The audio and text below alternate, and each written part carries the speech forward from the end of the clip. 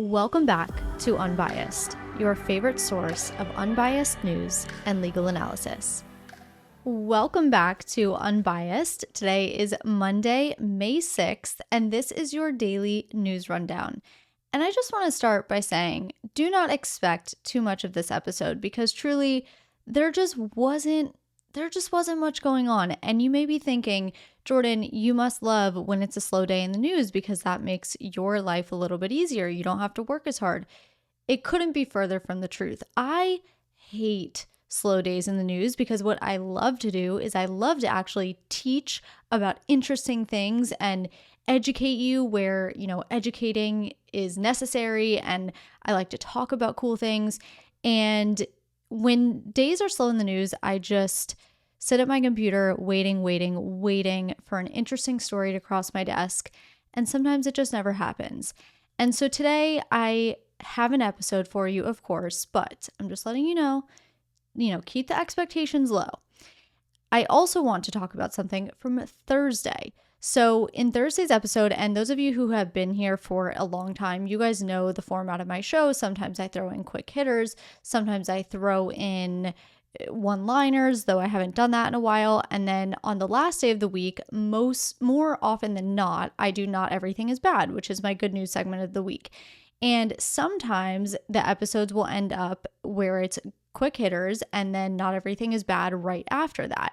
So in Thursday's episode, I did quick hitters, which I covered, I think, 4 different stories, one of which was the abortion ban repeal out of Arizona.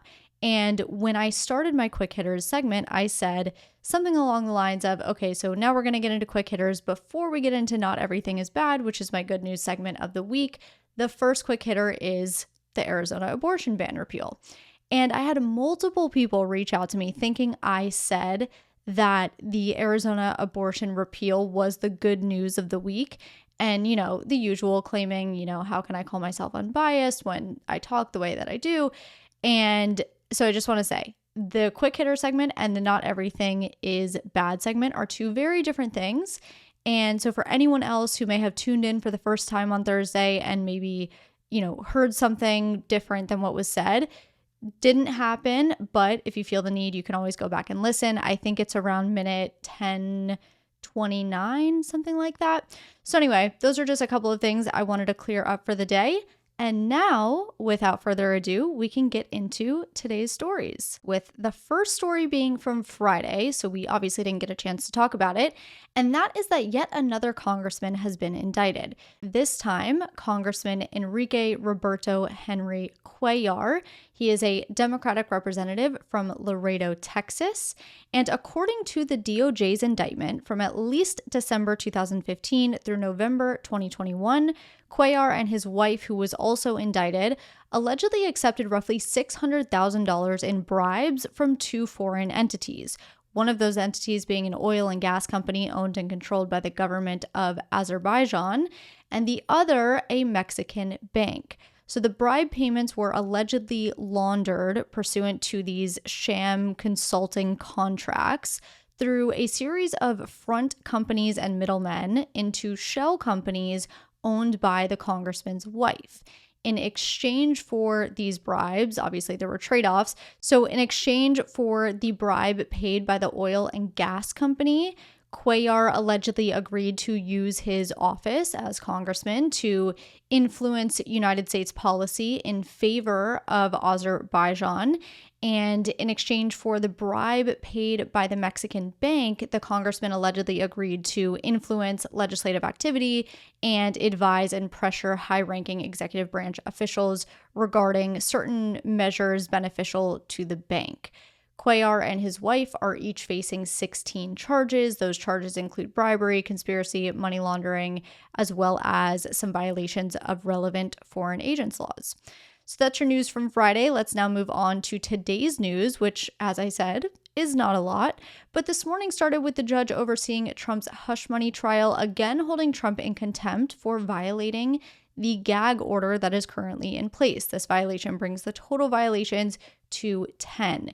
You may remember in last Tuesday's episode, I spoke about the judge holding Trump in contempt for 9 gag order violations, but I said that there was going to be another hearing later in the week to determine whether Trump committed additional violations.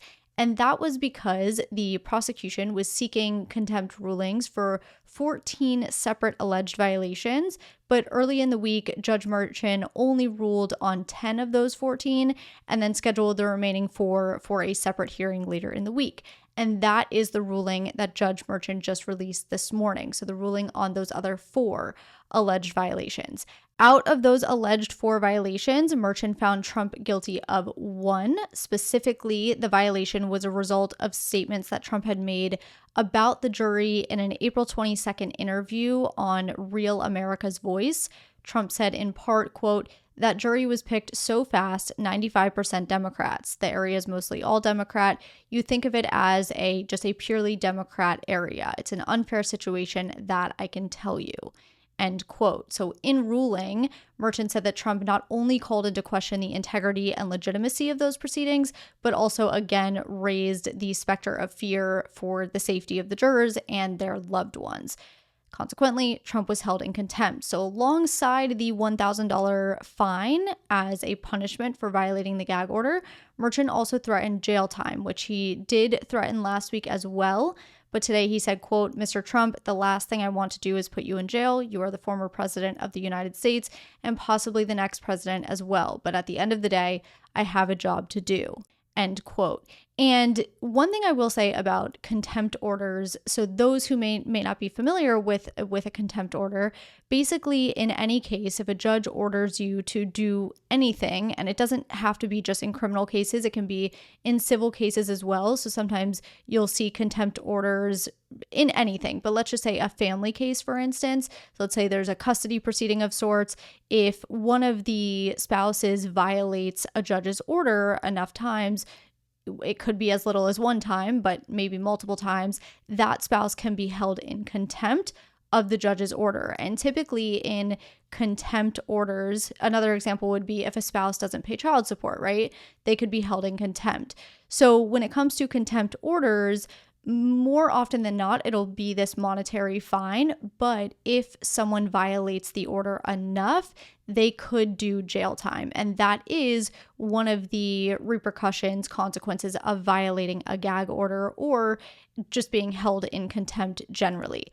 So that's just a little bit about contempt orders. The other thing I wanted to note when it comes to the hush money trial generally, just for transparency's sake, and so you know this as well, this trial and the proceedings surrounding the trial are not being televised. So what I know is coming from the reporters that are in the room that are reporting to their respective outlets or whatever it might be about what takes place in that courtroom. So even though I'm quoting the judge, or maybe in certain instances I'm quoting a witness, all of those quotes are coming from the reporters in the room.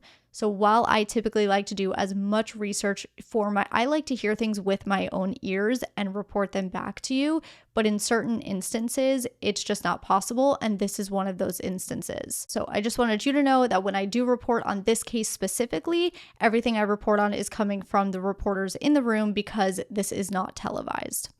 In other news, Boeing is set to send its first manned spacecraft up to the International Space Station tonight, following an uphill battle to get here. So if you're listening to this episode anytime after 10:34 p.m. Eastern Time on Monday night, Starliner, which is the spacecraft, may very well be in space already.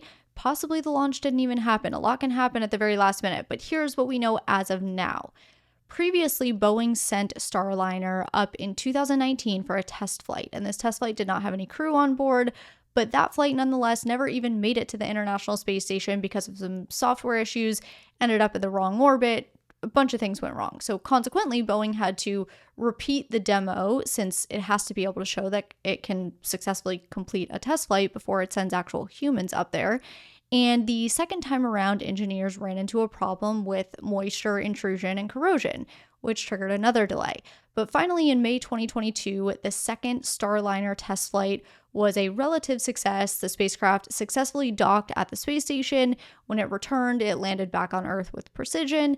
However, once it landed, engineers discovered an issue with not only the parachute harness connectors, which, of course, need to work properly, but also there was a separate issue with flammable tape being wrapped around wiring that could have caused a fire in the event of a short circuit. So those issues pushed the first manned flight to today.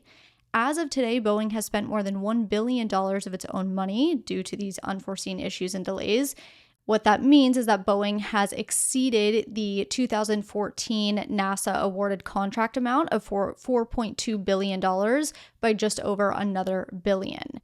Mission commander and longtime astronaut Barry Butch Wilmore said ahead of the launch, quote, "I have full confidence in the management that makes the decisions that filter down to the operations team. Full confidence on the NASA side and the Boeing side. There have been some issues in the past. That's the past. That is not now." End quote. Similarly, co-pilot and longtime astronaut Sunita Williams said, quote, "We wouldn't say we're ready if we weren't ready." End quote. Both Wilmore and Williams are former Navy test pilots and two of NASA's most experienced astronauts. Between the two of them, they've completed 4 space flights, 11 spacewalks, and 500 days in orbit. And just in case I didn't make it clear, those are the 2 astronauts that will be going up with Starliner tonight. A little bit about the mission itself. The planned launch, as I said, 10:34 p.m. Eastern Time. It'll take approximately 15 minutes to reach its initial orbit, and it should dock at the ISS around 12:46 a.m. Eastern Time on May 8th. They'll be welcomed by 7 other astronauts who are currently aboard the space station. They'll spend a little over a week there, and they're scheduled to head back to Earth on May 15th.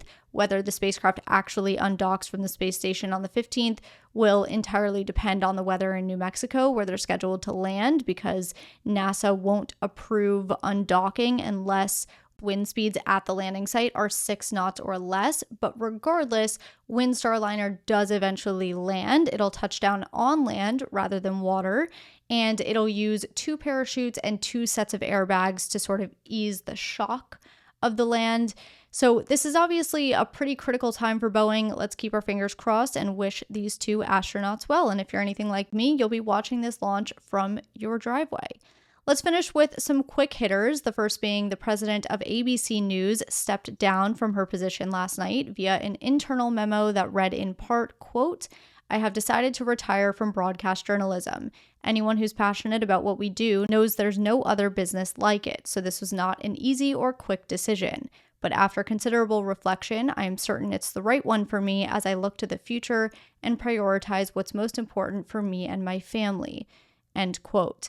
As of now, no successor has been named to take over the position. Some reports were saying that the president would remain overseeing until a successor was named. A U.S. official reported this afternoon that a United States soldier was detained in Russia on Friday. At the time I'm recording, we do not have much information. The news quite literally just broke right before I hit record, but I will update you tomorrow if more information is available. Columbia University canceled its university-wide commencement ceremony over what it calls security concerns following weeks of protests. Instead, the school will opt to hold smaller school-based ceremonies that will take place at different times and locations over the coming weeks. And this afternoon, Hamas said it accepted a ceasefire deal proposed by Egypt and Qatar, but at this point, 3:30 p.m., it's not entirely clear whether Hamas agreed to the most recent ceasefire proposal as it was outlined last week, or if they sent back revisions. So at this time, Israel is reviewing what was sent back by Hamas, but Israeli officials have yet to issue an official statement as to their position. Again, similar with a couple of stories ago, I will update you tomorrow once we know a bit more. That is what I have for you today. Thank you for sticking with me when the news is not entirely exciting.